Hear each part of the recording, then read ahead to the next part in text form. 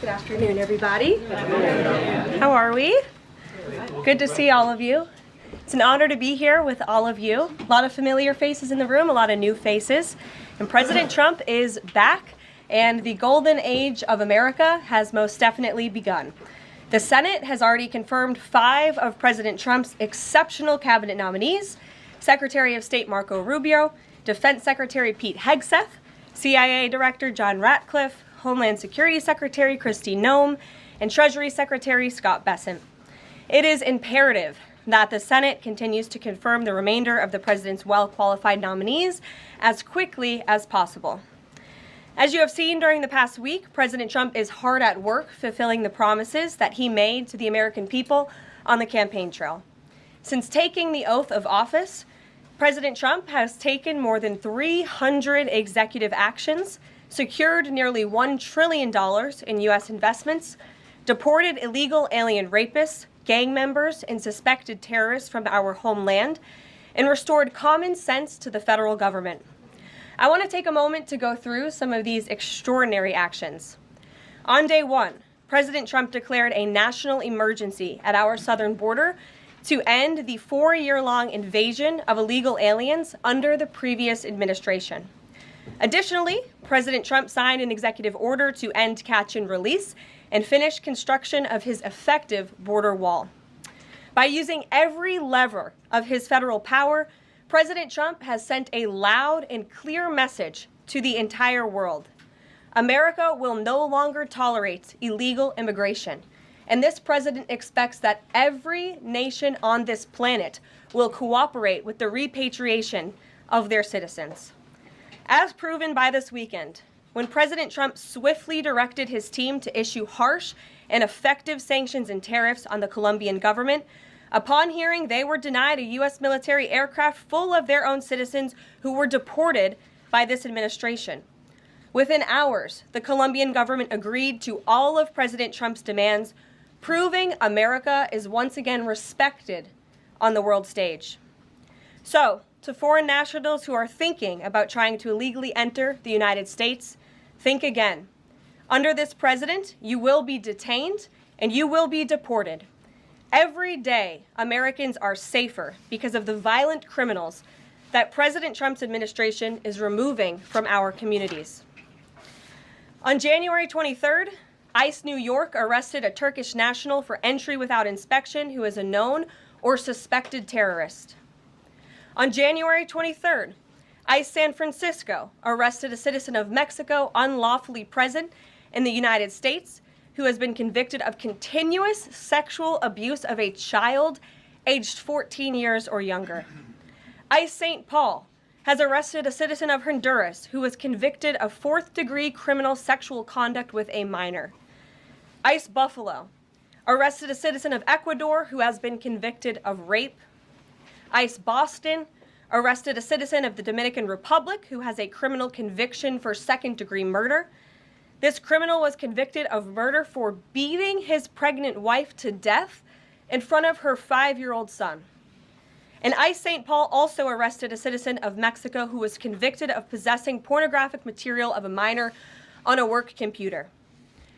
These are the heinous individuals that this administration is removing from American communities every single day, and to the brave state and local law enforcement officers, CBP, and ICE agents who are helping in the facilitation of this deportation operation, President Trump has your back, and he is grateful for your hard work. On the economic front, President Trump took immediate action to lower costs for families who are suffering from 4 long years of the Biden administration's destructive and inflationary policies. President Trump ordered the heads of all executive departments and agencies to help deliver emergency price relief to the American people, untangle our economy from Biden's regulatory constraints, and end the reckless war on American energy. President Trump also signed sweeping executive orders to end the weaponization of government and restore common sense to the federal bureaucracy. He directed all federal agencies to terminate illegal diversity, equity, and inclusion programs to help return America to a merit-based society. President Trump also signed an executive order declaring It is now the policy of the federal government that there are only two sexes, male and female. Sanity has been restored. Before I take your questions, I would like to point out to all of you once again have access to the most transparent and accessible president in American history. There has never been a president who communicates with the American people and the American press corps as openly and authentically as the 45th and now 47th president of the United States. This past week, President Trump has held multiple news conferences, gaggled on Air Force One multiple times, and sat down for a two-part interview on Fox News, which aired last week. As Politico summed it up best, Trump is everywhere again. And that's because President Trump has a great story to tell about the legendary American revival that is well underway. And in keeping with this revolutionary media approach that President Trump deployed during the campaign, the Trump White House will speak to all media outlets and personalities, not just the legacy media who are seated in this room. Because according to recent polling from Gallup, Americans' trust in mass media has fallen to a record low.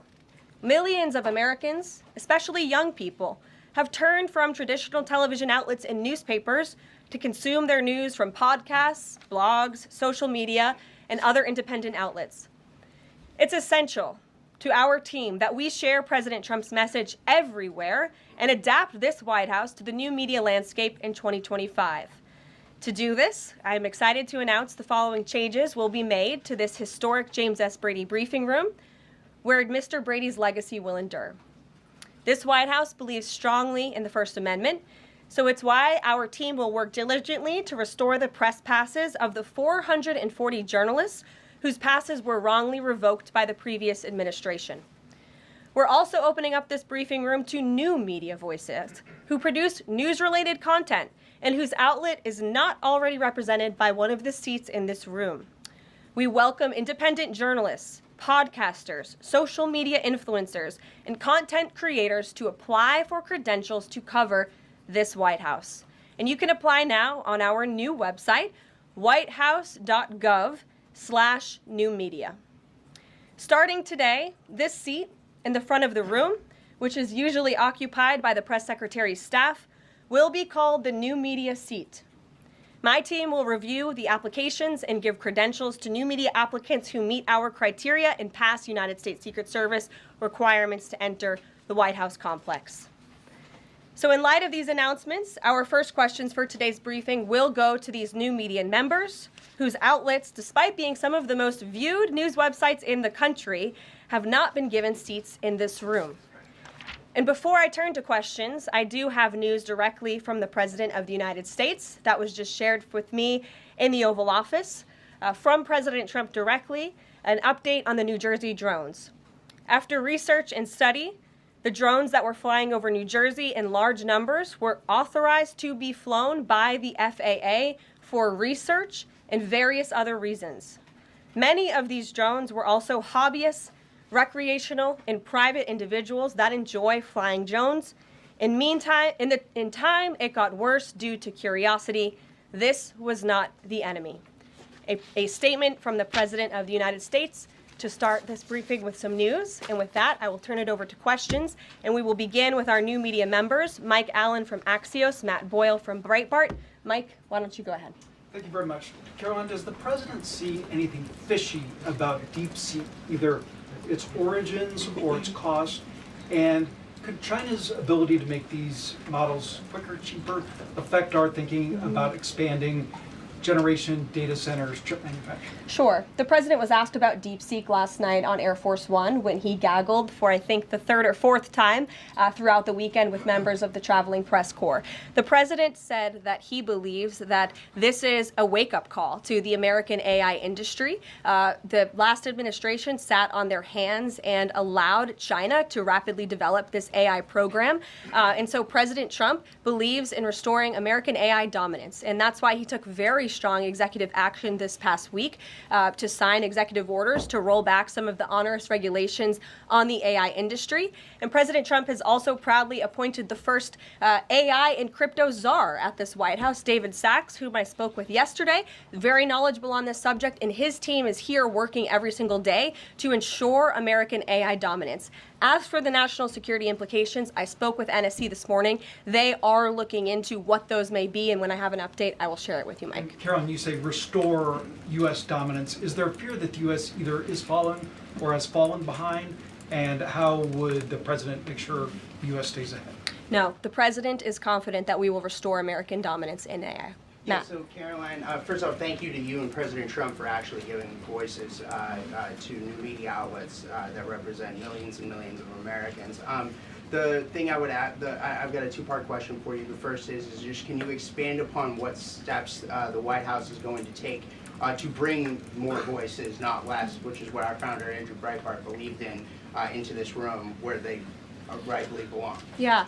Absolutely. And as I said in my opening statement, Matt, it is a priority of this White House to honor the First Amendment. And it is a fact that Americans are consuming their news media from various different platforms, especially young people. And as the youngest press secretary in history, thanks to President Trump, I take great pride in opening up this room to new media voices to share the president's message with as many Americans as possible. In doing so, number one, we will ensure that outlets like yours, Axios and Breitbart, which are widely respected and viewed outlets, have an actual seat in this room every day. We also, again, encourage anybody in this country, whether you are a TikTok content creator, a blogger, a podcaster, if you are producing legitimate news content, no matter the medium, you will be allowed to apply for press credentials to this White House. And as I said earlier, our new media website is whitehouse.gov/new media. And so we encourage people to apply. Again, as long as you are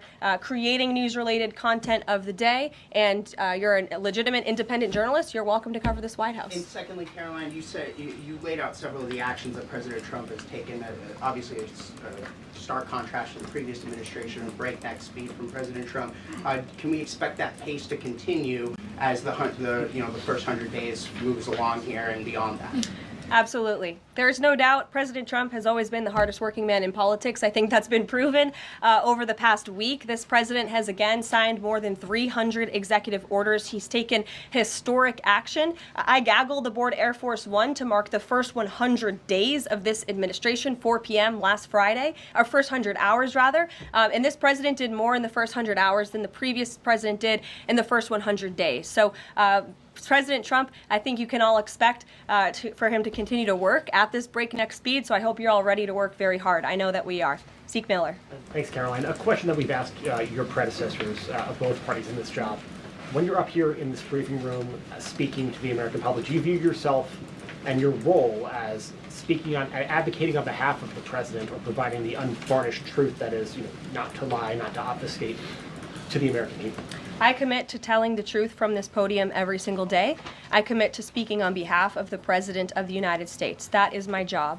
And I will say it's very easy to speak truth from this podium when you have a president who is implementing policies that are wildly popular with the American people, and that's exactly what this administration is doing. It's correcting the lies and the wrongs of the past 4 years, many of the lies that have been told to your faces in this very briefing room. I will not do that. But since you brought up truth, Zeke, I would like to point out, while I vowed to provide the truth from this podium, we ask that all of you in this room hold yourselves to that same standard. We know for a fact there have been lies that have been pushed by many legacy media outlets in this country about this president, about his family, and we will not accept that. We will call you out when we feel that your reporting is wrong or there is misinformation about this White House. So yes, I will hold myself to the truth, and I expect everyone in this room to do the same. And Karoline, just on a substantive question, yesterday the White House Office of Management and Budget directed across the board freeze, with some exceptions for individual assistance, we understand, to federal grants. It's caused a lot of confusion around the country among Head Start providers, among providers services to homeless veterans, Medicaid providers, states saying they're having trouble accessing the portal. Could you help us clear up some of the confusion, give some certainty to folks? And also, is that uncertainty How does that uncertainty service the president's voters? Well, I think there's only uncertainty in this room amongst the media. There's no uncertainty in this building. So let me provide the certainty and the clarity that all of you need. This is not a blanket pause on federal assistance and grant programs from the Trump administration. Individual assistance, that includes, I'm not naming everything that's included, but just to give you a few examples, Social Security benefits, Medicare benefits, food stamps, welfare benefits, assistance that is going directly to individuals will not be impacted by this pause. And I want to make that very clear to any Americans who are watching at home who may be a little bit confused about some of the media reporting. This administration, if you are receiving individual assistance from the federal government, you will still continue to receive that. However, it is the responsibility of this president and this administration to be good stewards of taxpayer dollars. That is something that President Trump campaigned on. That's why he has launched DOGE, the Department of Government Efficiency, who is working alongside OMB. And that's why OMB sent out this memo last night, because the president signed an executive order directing OMB to do just this. And the reason for this is to ensure that every penny that is going out the door is not conflicting with the executive orders and actions that this president has taken. So what does this pause mean? It means no more funding for illegal DEI programs. It means no more funding for the Green New scam that has cost American taxpayers tens of billions of dollars. It means no more funding for transgenderism and wokeness across our federal bureaucracy and agencies. No more funding for Green New Deal social engineering policies. Again, people who are receiving individual assistance, you will continue to receive that. And President Trump is looking out for you by issuing this pause because he is being good steward of your taxpayer dollars. Thanks, Karoline. Sure. How long is this pause going to last, and how is the Trump administration recommending that organizations that rely on federal funding make payroll, pay their rent in the meantime? It is a temporary pause, and the Office of Management and Budget is reviewing the federal funding that has been going out the door. Again, not for individual assistance, but for all of these other programs that I mentioned. I also spoke with the incoming director of OMB this morning, and he told me to tell all of you that the line to his office is open for other federal government agencies across the board, and if they feel that programs are necessary and in line with the president's agenda, then the Office of Management and Budget will review those policies. I think this is a very responsible measure. Again, the past 4 years, we've seen the Biden administration spend money like drunken sailors. It's a big reason we've had an inflation crisis in this country, and it's incumbent upon this administration to make sure, again, that every penny is being accounted for honestly. Why impose this pause with so little notice? Why not give organizations more time to plan for the fact that they are about to lose, in some cases, really crucial federal funding, at least for a period of time? There was notice. It was the executive order that the president signed. There's also a freeze on hiring, as you know, a regulatory freeze, and there's also a freeze on foreign aid. And this is, again, incredibly important to ensure that this administration is taking into consideration how hard the American people are working. And their tax dollars actually matter to this administration. You know, just during this pause, DOGE and OMB have actually found that there was $37 million that was about to go out the door to the World Health Organization, which is an organization, as you all know, that President Trump, with the swipe of his pen in that executive order, is no longer wants the United States to be a part of. So that wouldn't be in line with the president's agenda. DOGE and OMB also found that there was about to be 50 million taxpayer dollars that went out the door to fund condoms in Gaza. That is a preposterous waste of taxpayer money. So that's what this pause is focused on, being good stewards of tax dollars. And so this doesn't Jennifer. affect Meals on Wheels or Head Start or disaster aid? Again, it does not affect individual assistance that's going to Americans. To follow up on Nancy, do you think there will be a list of who is affected and how much money is affected? How will these contractors and organizations know if they are actually having their funding frozen? And then secondly, if you're willing, can you just clarify, is the end goal of this to essentially challenge Congress or to prove that the president can withhold federal funding? In other words, is this an attempt to pick a fight to prove that he can do this? No, absolutely not. As it says right here in the memo, which I have, and I'd encourage all of you to read it, it says the American people elected President Trump to be the president of the United States. and gave him a mandate to increase the impact of every federal dollar. This memo requires federal agencies to identify and review all federal financial assistance programs and supporting activities consistent with the president's policies and requirements. The American people gave President Trump an overwhelming mandate on November 5th, and he's just trying to ensure that the tax money going out the door in this very bankrupt city actually aligns with the will and the priorities of the American people. Brian Glenn. Yes. Welcome. You Thank look you. great. You're doing a great job. Thank you talked you. about transparency, and some of us in this room know how just transparent President Trump has been the last 5 or 6 years. I think you'll do the same.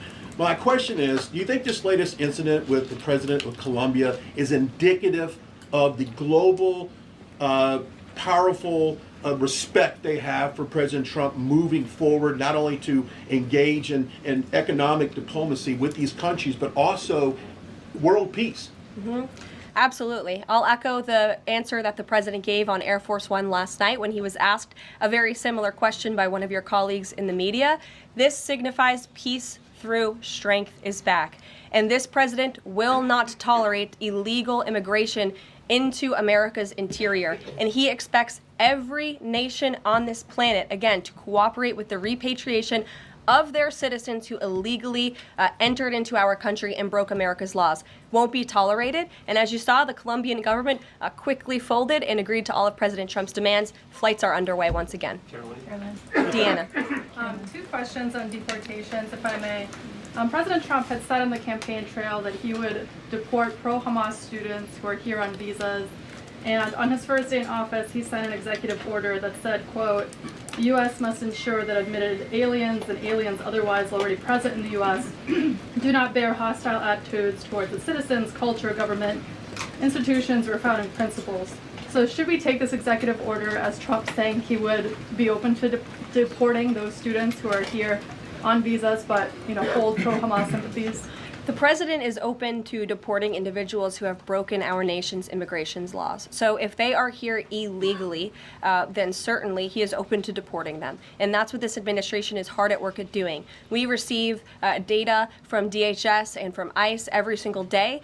From what we hear on the ground, ICE agents are feeling incredibly empowered right now because they actually have a leader in this building who is supporting them in doing their jobs that they were hired to do, which is to detain, arrest, and deport illegal criminals who have invaded our nation's borders over the past 4 years. That's what the president is committed to seeing. Peter. Caroline, I can ask you very quickly, just following up on the question on immigration first. President Trump, during the course of the campaign in 2024, said the following about illegal immigration. He said, they're going back home where they belong, and we start with the criminals. There are many, many criminals. NBC News has learned that ICE arrested 1,179 undocumented immigrants on Sunday, but nearly half of them, 566 of the migrants, appear to have no prior criminal record besides entering the country illegally. Is the president still focused exclusively, which is a civil crime, it's not criminal? It's a federal crime.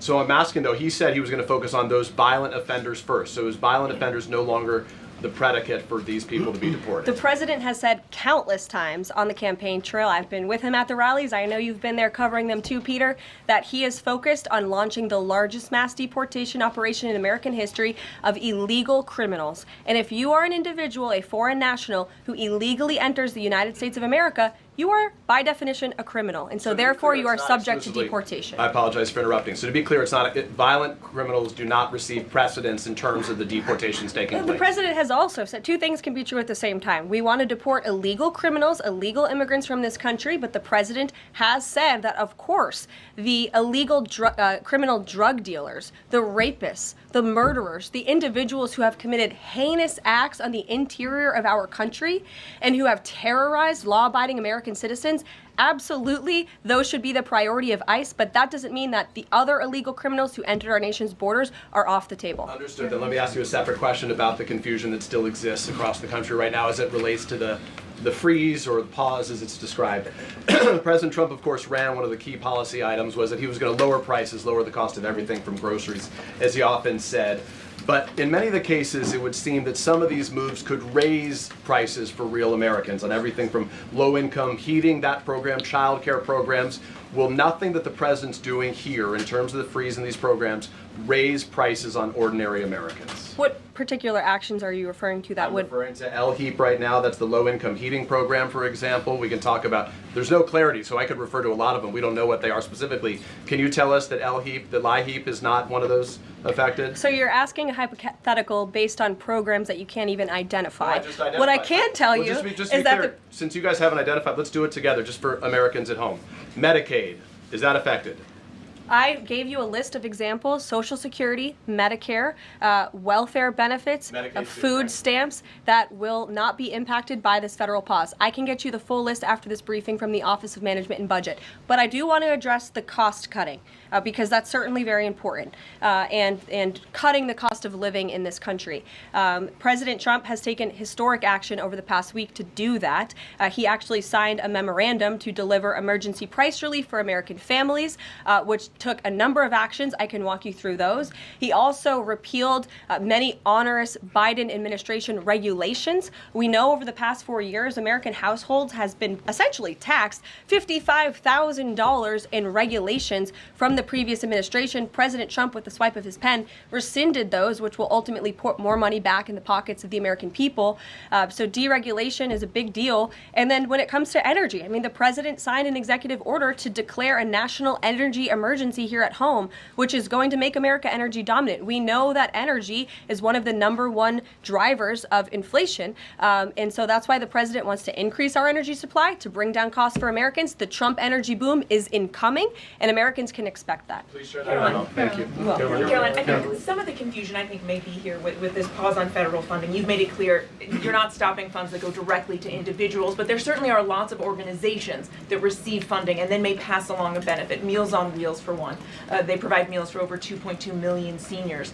What is the president's message to Americans out there, many of whom supported him and voted for him, who are concerned that this is going to impact them directly, even if, as you said, the funding isn't coming directly to their wallet? I have now been asked and answered this question 4 times. To individuals at home who receive direct assistance from the federal government, you will not be impacted by this federal freeze. In fact, OMB just sent out a memo to Capitol Hill with Q&A to clarify some of the questions and the answers that all of you are asking me right now. Again, direct assistance will not be impacted. I've been asked and answered about this OMB memo. There's many other topics of the day. Jackie But Heinrich. indirect assistance, Caroline, if it's going to another organization and then trickling down.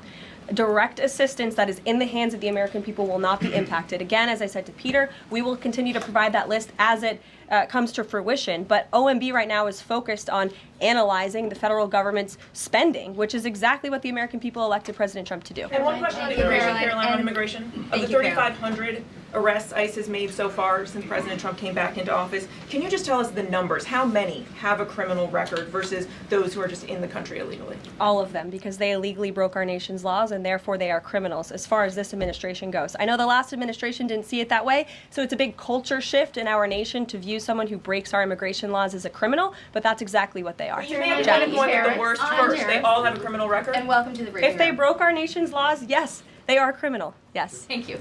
On stripping security details for figures like John Bolton, Pompeo, Brian Hook, Senator Tom Cotton said that he's seen the intelligence and the threat from Iran is real for anyone who played a role in the Soleimani strike. He voiced concern it wouldn't just impact those individuals, but potentially their family, innocent bystanders, friends, anyone who's near them when they're out in public. Is the president open to reconsidering his decision?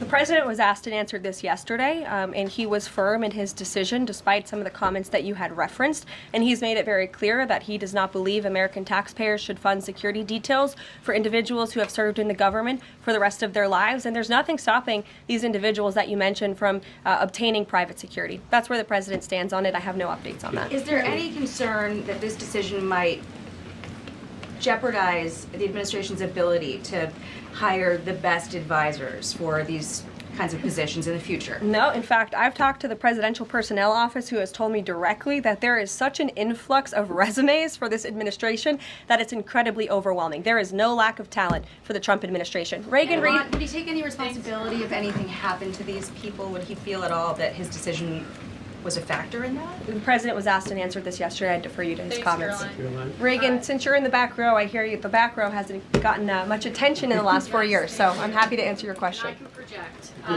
Does the president intend to permanently cut off funding to NGOs that are bringing illegal foreign nationals to the country, such as Catholic charities? I am actually quite certain that the president signed an executive order that did just that, and I can point you to that.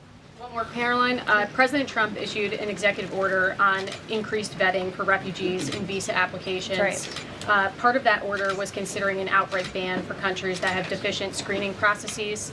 Has the president considered yet which countries might fall into this category, or countries like Afghanistan or Syria under consideration for a full ban? Yeah, so the president signed an executive order to streamline the vetting for visa applicants and for illegal immigrants in this country who are coming, of course, from other nations. It also directed the Secretary of State to review the process and make sure that other countries around the world are being completely transparent with our nation and the individuals that they are sending here. And so the Secretary of State has been directed to report back to the president. I haven't seen that report yet. We've only been here for a few days. Caroline, for you. One, on the freeze in federal funding, who advised the president on the legality of telling government agencies that they don't have to spend money that was already appropriated by Congress? Well, as the OMB memo states, this is certainly within the confines of the law. So White House counsel's office believes that this is within the president's power to do it, and therefore he's doing it. Okay, so they disagree with lawmakers who say that they don't have the power to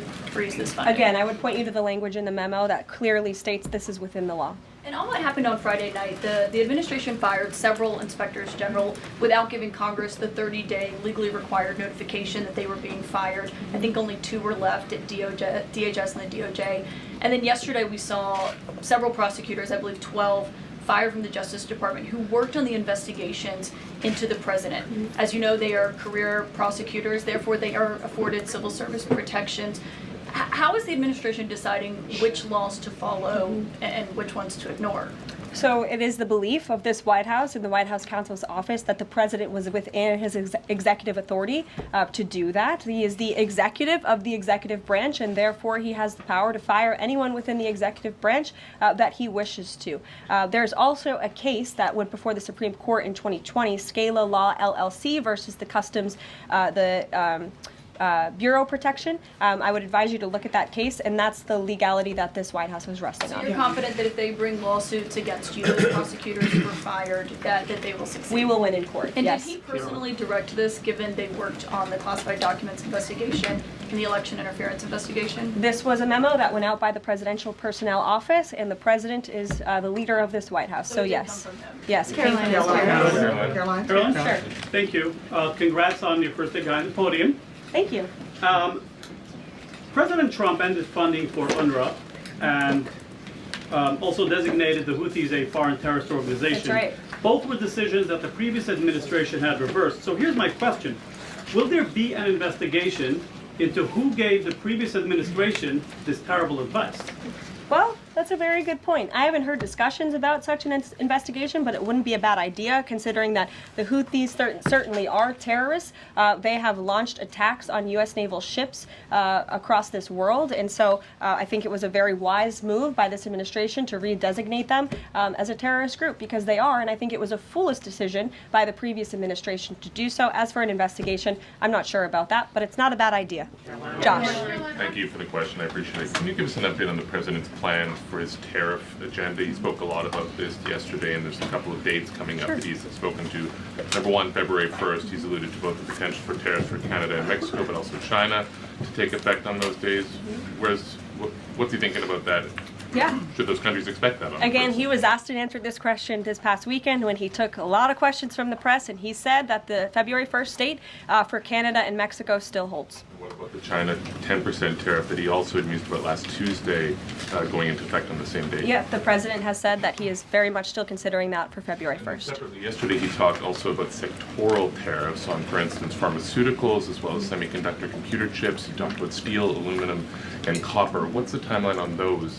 Is that a similar sort of coming days thing? Or? Yeah, so when the president talked about that in his speech yesterday, that actually wasn't a new announcement. That was within a presidential memorandum that he signed in one of the first days here here in the White House on his America First trade agenda.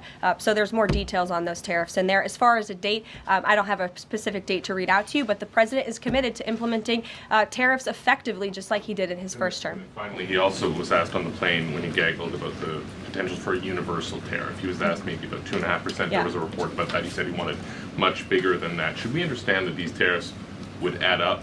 You know, in other words, you might have country-specific tariffs like Canada, Mexico, China. You might have sectoral tariffs like on pharmaceuticals, as well as a potential universal tariff on top of that. Do these stack on one or the other, or would one sort of take precedence over another? All I can point you to is what the president has said on this front. The February 1st date for Canada and Mexico, also the China tariff that he has discussed. He rejected the 2.5% tariff. He said that was a little bit too low. He wants it to be higher. I'll leave it to him to make any decisions on that front. Phil Wegman. What the Mexicans and Canadians have done so far, do you have any comment on whether that has met the bar, what he wants to see on fentanyl? Thank you. I won't get ahead of the president again on advocating to foreign nations on what they should or shouldn't do to get away from these tariffs. The president has made it very clear, again, that he expects every nation around this world to cooperate with the repatriation of their citizens. And the president has also put out specific statements in terms of Canada and Mexico when it comes to what he expects in terms of border security. We have seen a historic level of cooperation from Mexico, but again,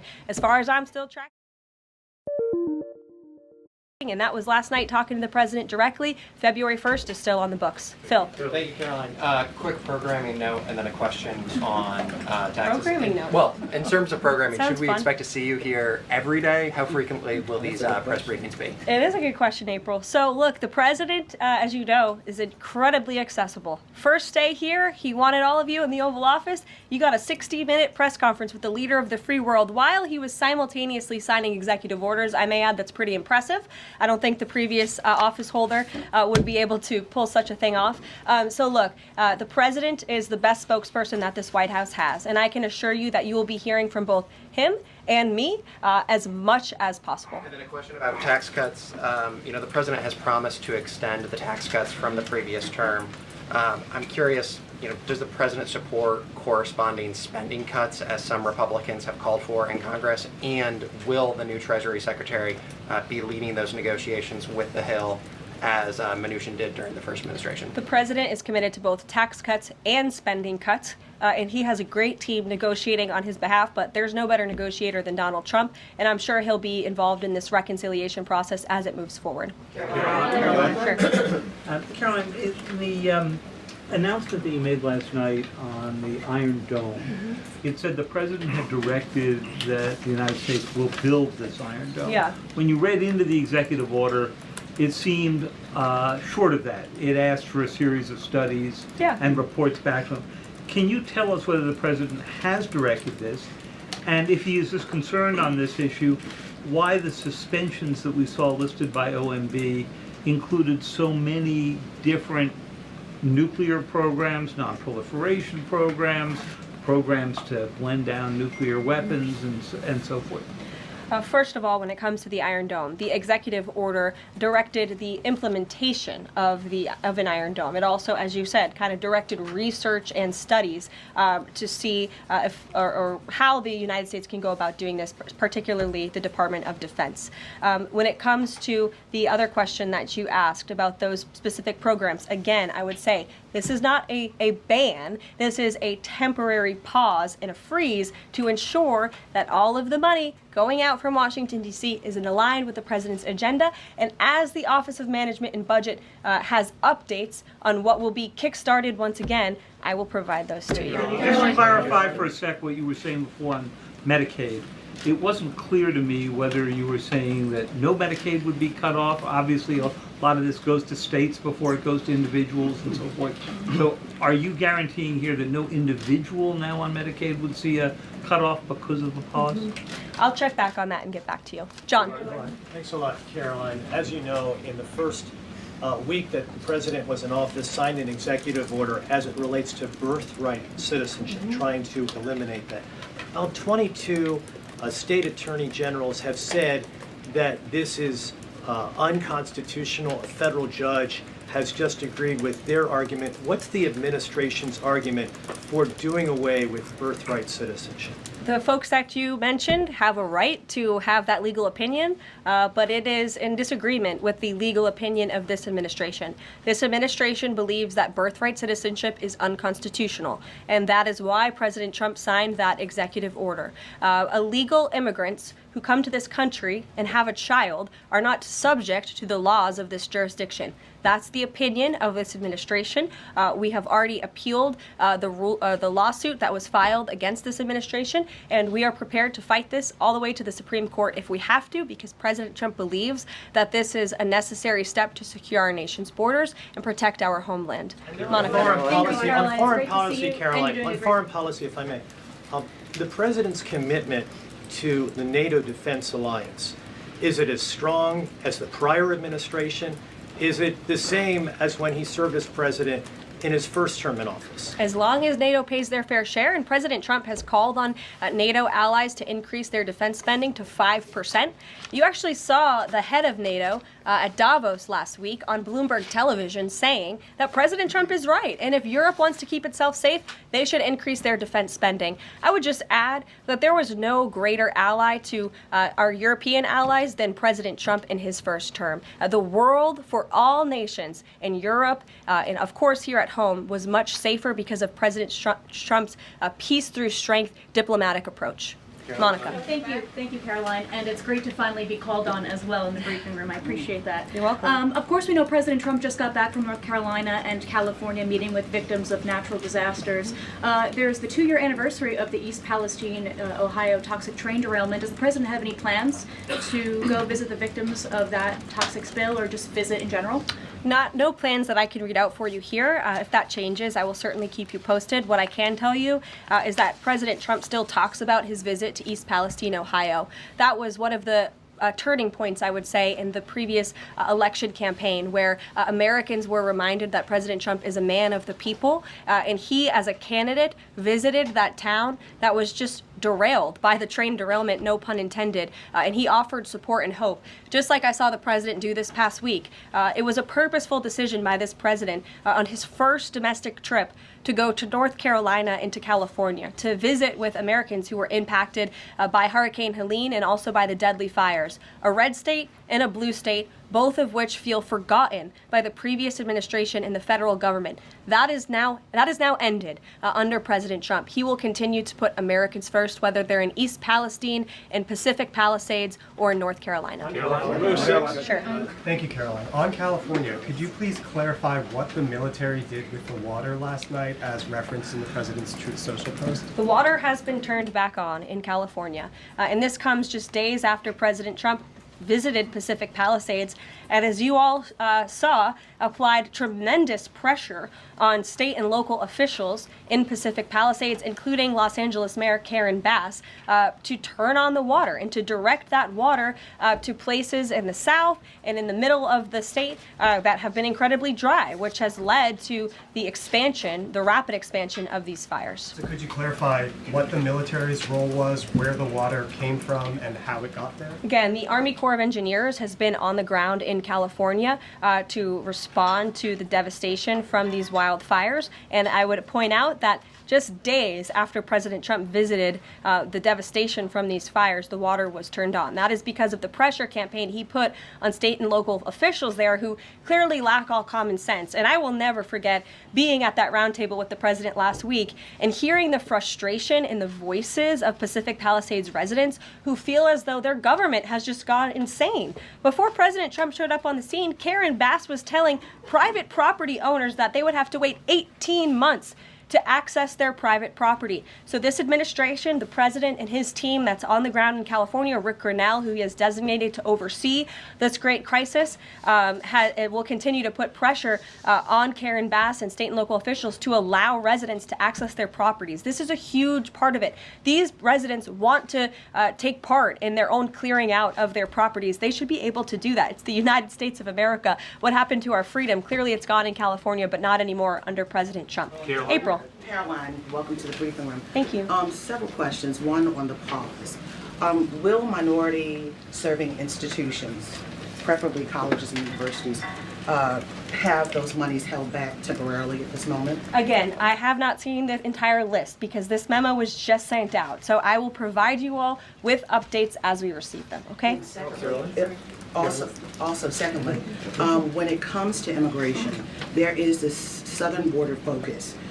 What happens to those who've overstayed their visas? That is part of the broken immigration system. In 2023, there was a report by the Biden administration, the Homeland Security Department, that said overstays of visas were 3 times more than usual. Will there be a focus on the overstays for visas as well? If an individual is overstaying their visa, they are therefore an illegal immigrant residing in this country and they are subject to deportation. And also lastly, as we're dealing with anti-DEI, anti-woke efforts, we understand this administration is thinking about celebrating Black History Month. Have you got any word on that? Anything that you can offer to us? As far as I know, this White House certainly still intends to celebrate, and we will continue to celebrate American history and the contributions that all Americans, regardless of race, religion, or creed, have made to our great country, and America is back. Christian Day Talk. Thanks, Caroline. Just real quick, you mentioned the inflation executive order the president signed, but egg prices have skyrocketed since President Trump took office, so what specifically is he doing to lower those costs for Americans? Really glad you brought this up because there is a lot of reporting out there that is putting the onus on this White House for the increased cost of eggs. I would like to point out to each and every one of you that in 2024, when Joe Biden was in the Oval Office or upstairs in the residence sleeping, I'm not so sure, egg prices increased 65% in this country.